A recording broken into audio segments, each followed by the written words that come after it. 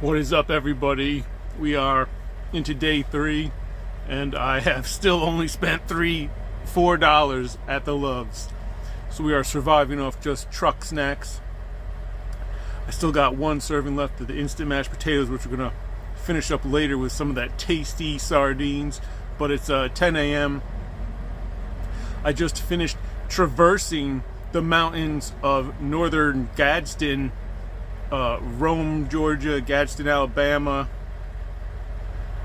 It was really bad. The GPS took me through shortcuts, and it was literally like 500-foot drops with stone walls to the right of the truck while I'm coming down mountains. Unfortunately, I don't have a drive cam, so I can't show it, which is really disappointing. I'm going to get one soon, or at least try and get a mount so I can put this phone and just hit record when this stuff's happening, because it's ridiculous. But yeah, it was like a 3-mile descent on the one mountain.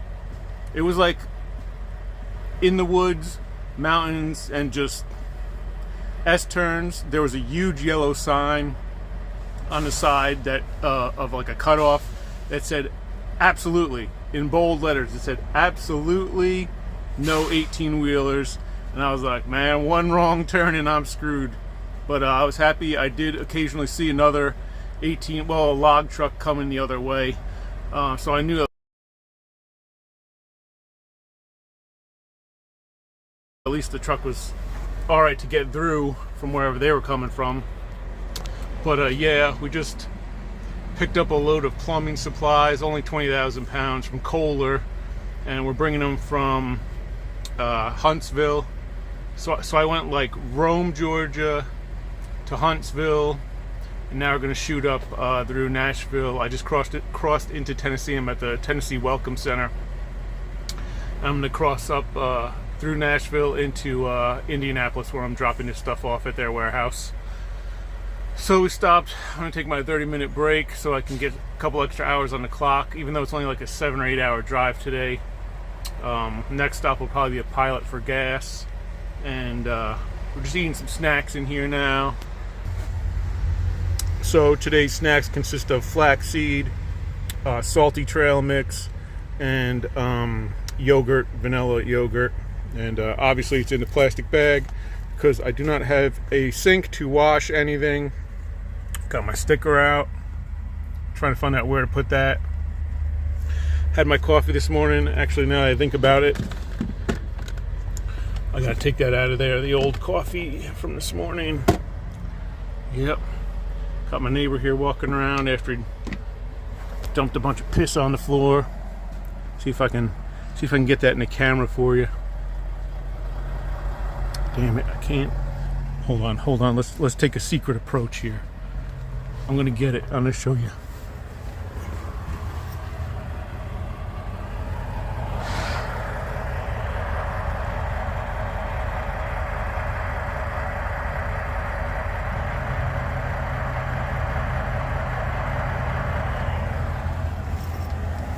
Yeah, so so I went into the restroom inside, and I came out and I walked by my truck and I was like, oh, what's that mess on the ground out there? So yeah, there's somebody's been dumping something. Maybe it's just water. It could just be water. Anyway, we're gonna carry on, and I'm gonna try. Actually, I do have a separate mount for this phone. It sticks to the dash. I'm going to try and put that on now, and hopefully the next segment in a couple hours will be like the pilot station in northern Tennessee. Alright, we'll be back. Here we go. I just got on the road, and 2 miles up is a way station where everybody has to pull in. So I've mounted my new camera, and continue north. Might as well show what happens here with the way station. Road split into 2. Keep in the left lane. Yeah, that's the GPS talking, and it doesn't know what it's talking about. It's going to get me killed.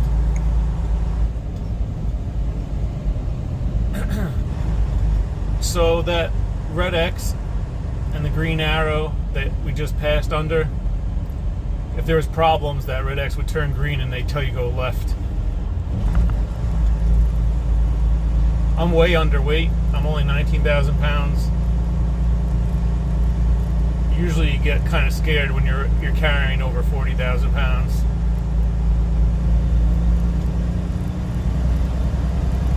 So we didn't actually even have to go on the scale. On the road itself, on the highway, you'll see like 2 metal plates on the ground, and that's what takes your I guess your approximate weight. And if they think you're going to be over 80,000 pounds, or it looks like it's over 80,000 pounds, then they direct you into the weigh station. But this particular weigh station just said all vehicles enter if open, so there was no sign for bypass. Otherwise it'll say just keep going, it'll say bypass. So they did like a second weigh, I guess, in motion when I came through, or the weigh in motion that was on the highway said I was way too light and didn't have to stop. So we'll carry on. This was a good test of my my new dash-mounted camera here, and of course we got to merge uphill here, so we can't even get to speed. But yeah, I'm going to perfect this camera. I know it's a little bit blocked right now, but we're going to figure it out, and this is going to be great. I want to get some good footage of like interesting stuff. Alright, so we are passing through downtown Nashville right now on I-65, heading north, about to hit I-40 to go right through the middle of Nashville. And on the left here, you see those brick buildings? So this is the story I'm going to tell tomorrow. That is the exit that I had to get off when they shut down the interstate here on my second week driving the truck. And I was down to like 30 minutes on the clock. It had just gotten dark because we had basically been sitting in traffic just like this, except it was dead stop coming the other direction. Somebody, I guess, had gotten killed on the interstate. So we sat there for 2 hours on the left-turn lanes coming towards me. And after 2 hours, I'm just sitting there watching my clock go down to nothing. And finally, they're just like, the interstate's closed. Everyone has to get off the interstate. And I was like, you gotta be kidding me. And I had to take the truck. I had to take the Saturn V rocket off I-65 here and freaking drive downtown Nashville streets, which, no, it was no good. It was horrible. It was wretched.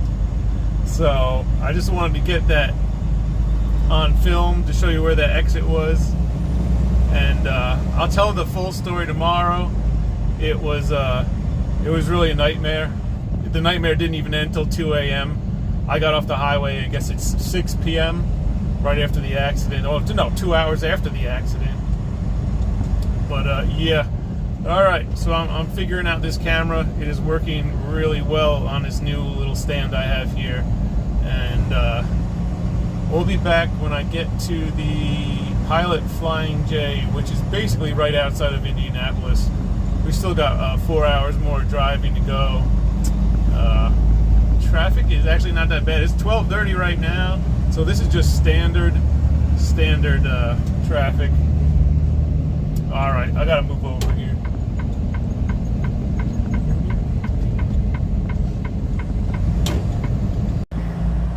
Here we go again. Just got into Kentucky. All trucks enter the weigh station. On the right, you see that guy with all the 2x4s? He has just gotten pulled into the scale. Looks like he made it. I think I'm just waiting to go back on the highway since I'm on the left. There's no scale here. It's just a little bit of a traffic holdup. So that red truck up ahead with the load of wood on it, he went through first when we got off the exit, and it said go right, so he had to go to the scale, but it looks like he made it. I made it, obviously very, very light today with some plumbing materials. We are 3.5 hours out from Indianapolis. We're going to the Flying J Midway Pilot Diesel Station to, I don't know if I'm going to get gas first and then park, or if I'm going to park and then get gas in the morning. But usually I am worried about parking, and I do have 2/3 of a tank of gas, so I might just park first. But I did want to do a little video on the gassing up procedure. So if it's really empty, we'll get gas, and I'll show you how to clean the windshield, because this windshield is disgusting. I don't think the phone is showing it, but there is splattered bugs all over the windshield. And there's a trick to it. You gotta let the windshield soak for a minute while you're fueling to like disintegrate the bug organics, then scrub it off and wipe it off. But it'd be interesting to show the monster diesel pumps on each side of you, how to pull in, not pulling in crooked, and the DEF hose, which is self-retracting. See where that goes in the truck. But alright, so we got Bowling Green and Louisville coming up before Indianapolis. So here's to another 3.5 hours of I-65.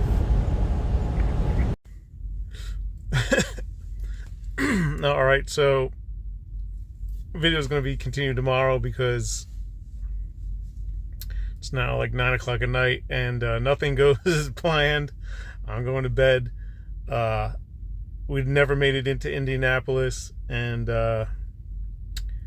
just a parking disaster every time, every freaking time. So that part will be posted tomorrow. It's 35 minutes long of me trying to find a parking spot. Just the insanity that goes on driving a truck. Ridiculous. Have a good night.